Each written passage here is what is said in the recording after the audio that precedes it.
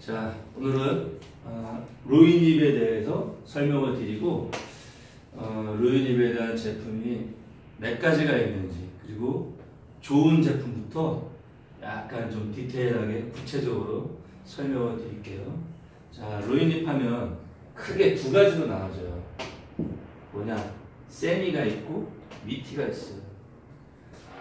세미는 뭐고 미티는 뭐냐?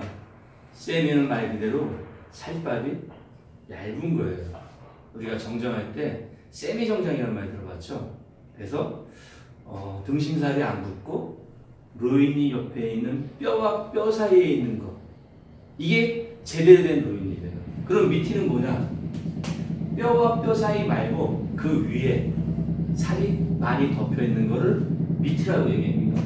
그러면 세미의 대표적인 제품은 어떤 거고 미티의 대표적인 제품은 어떤 거냐? 세미의 대표적인 제품은 프랑스산이에요. 프랑스산 로이닙은 대체적으로 세미가 주로 만들어져 있습니다. 그러면 프랑스산 제품이 갖고 있는 특징이 있어요. 뭐냐? 일단 센트루이스 컷이 정확하게 잘 나온다는 거예요. 그래서 한국 사람들이 보기도 좋은 게 먹기도 좋다고, 한국 사람들 이렇게 각이 탁탁 떨어지는 거 좋아해요. 그래서 직사각형 모양이 잘 나오는 게 프랑스산이고, 이 사람들 갖고 있는 생산 시스템 자체가 센트루이스 컷이에요. 그래서 한국에서 이 제품에 대한 스펙 때문에 인기가 좋은 거고, 또 하나 프랑스산이 갖고 있는 특징이 하나 있어요. 그게 뭐냐면 맛이에요, 맛. 전 세계에서 로이닙을 맛으로 잡는다면 프랑스산을 따라갈 수가 없어요.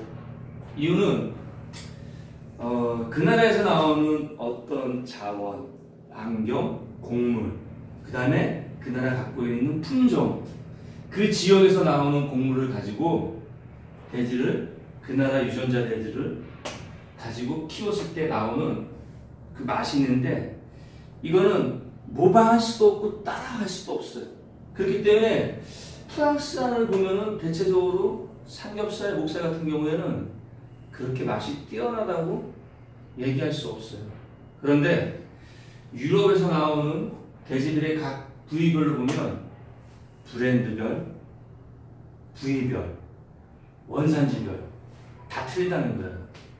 근데 프랑스산 삼겹이 맛이 없으면 로이닙도 맛이 없어야 되는데, 이건 반대예요. 삼겹은 그런데 로이닙은 굉장히 맛이 좋습니다. 그래서 프랑스산이 갖고 있는 그 특징 중에 뭐냐면 센트루이스 컷이다, 그리고 세미드 스펙이 되어 있다, 그 다음에 맛이 뛰어나다. 이 프랑스산의 그 공장에 가면은 이 사람들 안에는 임상시험실이 있고 그 안에서 유전자 검사를 해요. 그래서 이 제품이 프랑스산인지 아닌지를 확인하고 체킹하기 위해서 그런 검사들을 날마다 하는 겁니다. 또 하나, 우리가 잘못 알고 있는 게 있어요.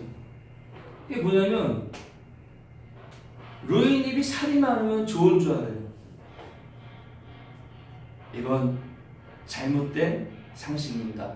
왜냐하면 살이 많이 붙어있는 그 자리는 등심살이 붙어 있습니다.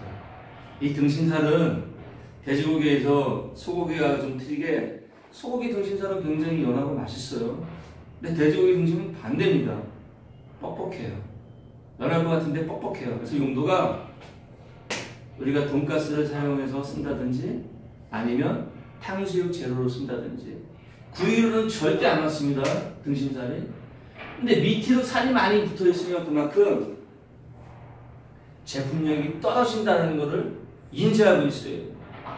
그래서 미티로 대표적으로 나오는 물건들이 어디냐면 스페인산이에요. 예를 들어서 바텔, 줄리아, 브레칸, 바우젤, 이런 물건들은 살이 많아요.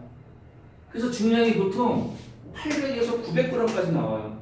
프랑스산은 450에서 많아야 650 정도입니다.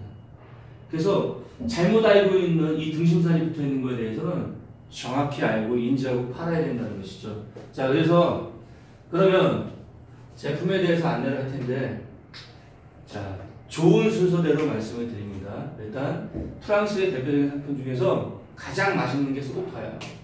소고파. 한 박스의 중량은 20kg로 되어 있습니다. 원래는 규격인데 규격이 좀 안 돼서 20kg 좀 못되게 나올 수도 있고요. 레이어 패키로 깔려 있어요. 그리고 이 소고파 공장은 두 가지로 나눠져요. 첫째는 오산 공장, 둘째는 이구 공장. 자, 그럼 오산 공장하고 이구 공장은 차이점이 뭐냐? 네, 차이점이 있습니다. 이구 공장에 대한 물건은 조금 폭이 일관성이 떨어집니다. 그래서 사다리꼴 모양이 좀 나올 수도 있고요. 그리고 제품이 좀 많이 좁아요. 그리고 생산량은 이구 공장이 좀 많아요. 5개까지 나올 수도 있다는 거죠. 근데 오산 공장은 제품이 어느 정도 스펙이 일관성이 있어요.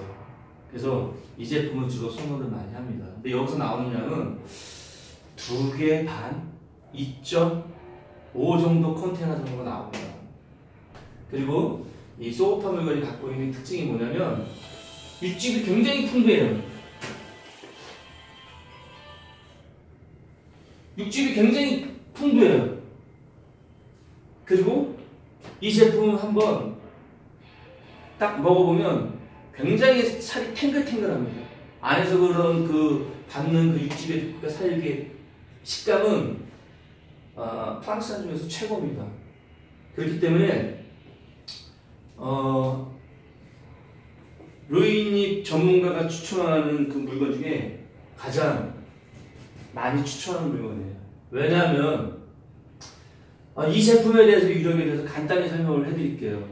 자, 어느 날 이 고기 장사했던 분이 유통을 했어요. 유통을 하다가 힘들어서 사업을 접고 이제 얼마 되지 않는 자본 가지고 식당을 가장 최하 상권으로 들어갔습니다. 정말 골목골목 간판도 없어요, 보면요. 그런데 아이템을 어떤 걸 가지고 장사를 해야 되나 고민 끝에 10년 전부터 로이닙을 갖다가 아이템을 사면서 구워서 판매를 하기 시작했습니다. 이 사장님은 고기 장사를 해본 경험도 있고 유통을 해봤기 때문에 각양각색의 물건들을 많이 갖다 썼어요. 한 30가지 갖다 쓴 것 같아요. 안 써본 물건이 없어요. 그 와중에 10년 동안 그 물건을 써보면서 여러 가지 제품 중에 한 가지를 탁 선택을 했습니다. 그 선택이 뭐냐면 이 소고파 로이닙을 쓰기 시작한 거예요.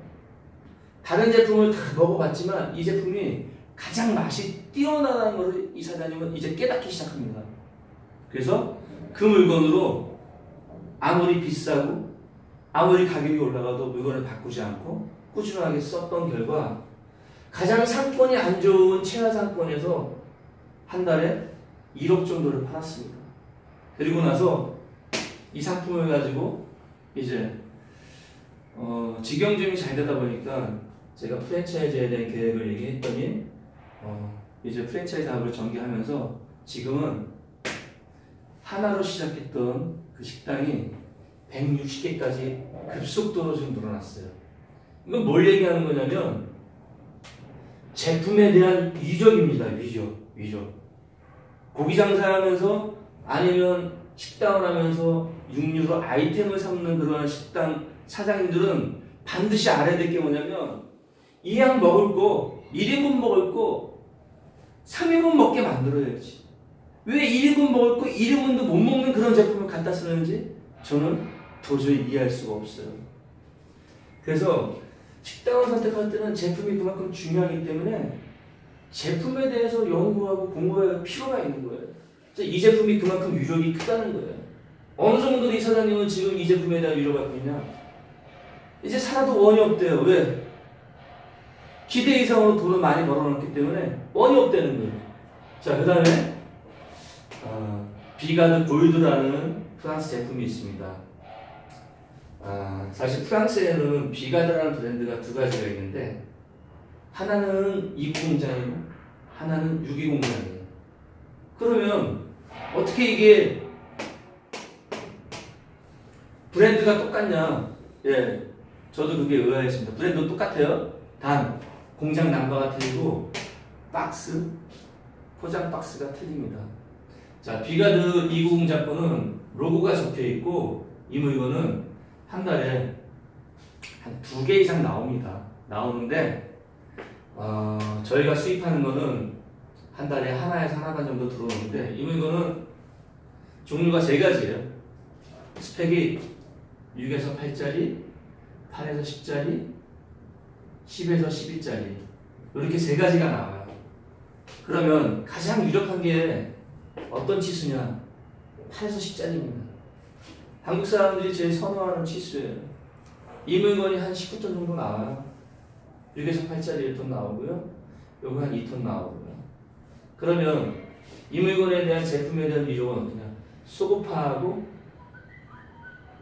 근소한 차이입니다. 근소한 차이.